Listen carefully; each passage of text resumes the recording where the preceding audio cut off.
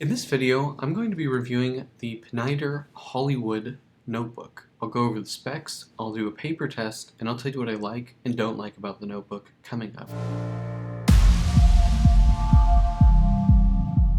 Blake here with Blake's Broadcast. On this channel, I review fountain pens, paper, and ink, and as always, I put links in the show notes in the description below. And if you haven't already, please hit that subscribe button. It really helps out my channel. Alright, let's get on with the review. So this is the Pineider Hollywood Notebook, specifically the lined version in an A5 size, and this has 192 pages of 90 GSM ivory paper, and interestingly, on the back here it says the paper used to manufacture this notebook is certified for fountain pens. I've never heard of a paper that's quote-unquote certified for fountain pens. I think they just made that up, and it's a weird thing to say. Also, it's proudly manufactured and crafted in Florence. I don't know what the difference is between manufactured and crafted is, but interesting. It says it's vegan. This cover is not leather. Quickly, founded in 1771, Pineider caters to royals, artists, industrialists, and governments all over the world. That's a bit obnoxious. Okay, so here we have this kind of pattern. We have this Hollywood logo here, and Pineider Firenze 1774. Then on the back, again, that logo, but this time now with a crest, and the pattern kind of stops here. The rubbery material here where it's smooth feels really nice, and it almost has kind of a marbled look to it. Feels really good. This, I don't really... The embossed part or debossed part here doesn't feel very nice to me. Okay, so let's open it up. Pineider, and then I believe this is just naming their main stores.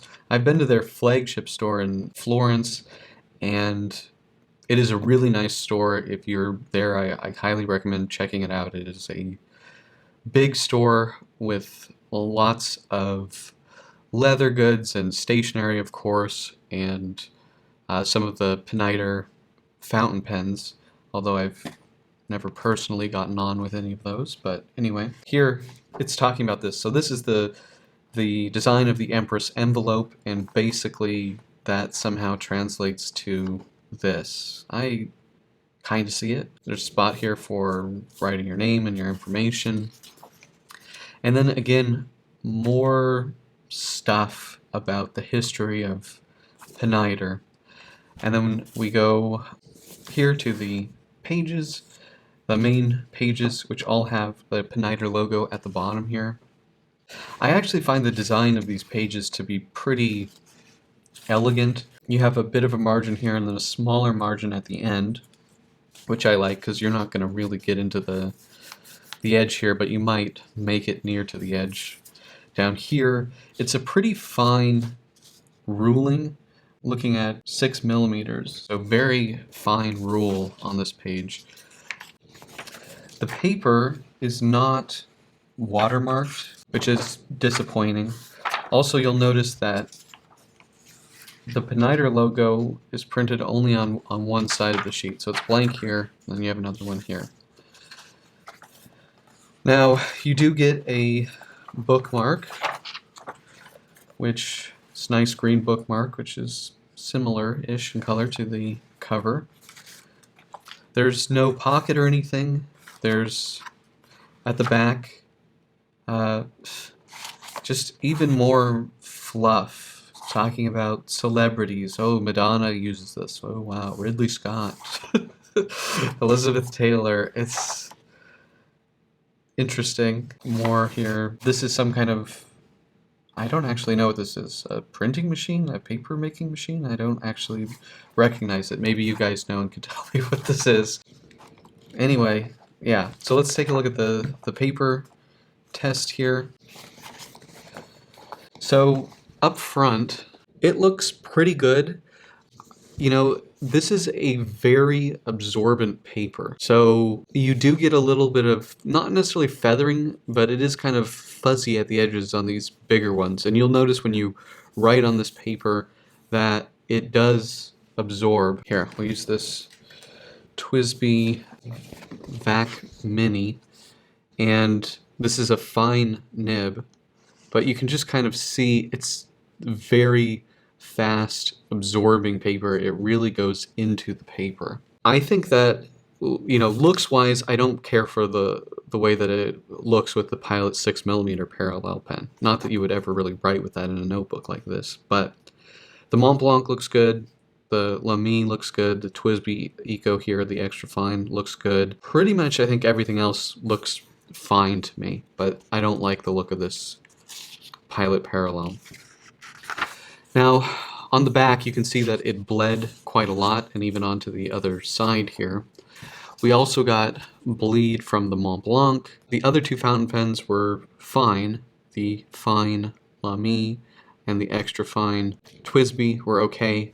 We got bleed with the Uniball Air Micro, so I wouldn't use a rollerball with this. Also the even larger, you know, Otto Fude ball bled here. We got maybe just a touch of bleed, surprisingly, from the Pilot G2 here. And then, of course, the usual suspects, the Sharpie, the Copic, the Pilot oil drawing pen, and the Staedtler permanent marker, those all bled.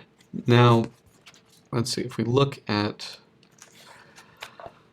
some of the other little bit of writing that I did here. This is a Parker Centennial Dual Fold in a broad, and you'll notice that works fine with this paper. The Pelikan M1000, fine. Very juicy nib, was fine, was okay with this. Namiki Yukari Royale, pretty good.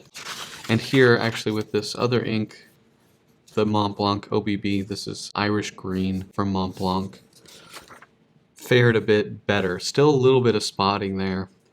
So this paper, it is fountain pen friendly, and 5 or so years ago this would have been considered really, really excellent. Now today we have so many awesome options that this is kind of, I would consider this good. And if you're not writing with, you know, really big wet nibs, this is fountain pen friendly. I don't know what they were doing to certify this for fountain pens. They weren't using the same pens that I was using, probably. They weren't using a double broad. But with fine nibs, medium nibs, even, you know, again, this broad Parker Duofold nib seemed to do fine. So it's just when you get really, really wet and wild, the paper starts not to work. Now, if you like absorbent paper, I think this is a really good option. Also, the other thing is, you know, this has a 6mm rule, which is a really fine rule. So, you know, even writing with something like a broad or a medium, that's getting a bit big, at least for my taste, for this narrow rule. It's not necessarily the best paper for fountain pens that I've used, but it works really nicely with thinner, you know, mediums and down. If you like an absorbent paper, it's really nice paper. Now, in terms of signatures, we have 12 signatures here, which is good. There's no headband, so you can kind of just see the glue and the paper and the spine there. Not particularly luxurious looking, very flexible. Well, I do get resistance, but certainly the cover is quite flexible. Oops.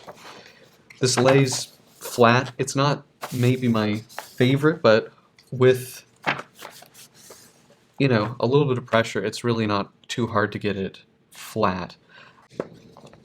You know, the build quality of this is really pretty nice. Of course, I always like to see a headband here. It's just nicer finishing, but other than that, I don't really have any complaints for the build quality.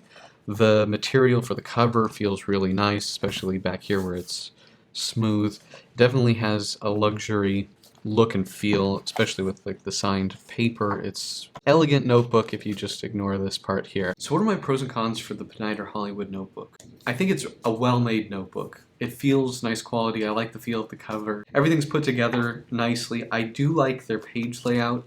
This looks, you know, very smart to me. I do like the Pineider logo at the bottom. It looks premium and it feels premium. And I think the paper is pretty nice, especially if you're someone that likes a really absorbent paper where it will take the ink quickly. So maybe particularly good for left-handed people. I mean, you still have to wait, especially if it is a really wet nib, but it absorbs the ink very fast. And I think it does work pretty well for most fountain pens. Now, in terms of cons, I don't like this Hollywood logo. I don't think that this is particularly elegant looking. I also don't really like that there's so much, material here about the Pineider brand and how, celebrities use this. They're not that subtle about it. Biggest con, and I don't know why they're doing this, but in the United States, this is $39.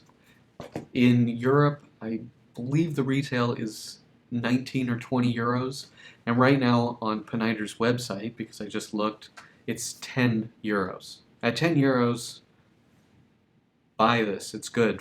It's really good for 10 euros. 20 euros, yeah, Pineider, it is a luxury brand. I get that. $40? No, don't buy this for $40. Other downsides, it does bleed because it is very absorbent, so really wet nibs, my Mont Blanc OBB nib, it does bleed and spot a bit.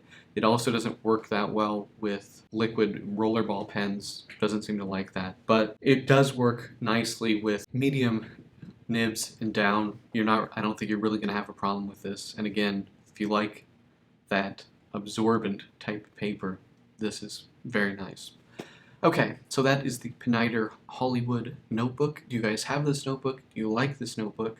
Let me know in the comment section below, and if you like this video, please hit that like button. And if you want to see more fountain pen, paper, and ink videos, please hit that subscribe button. Thank you guys so much, and until next time.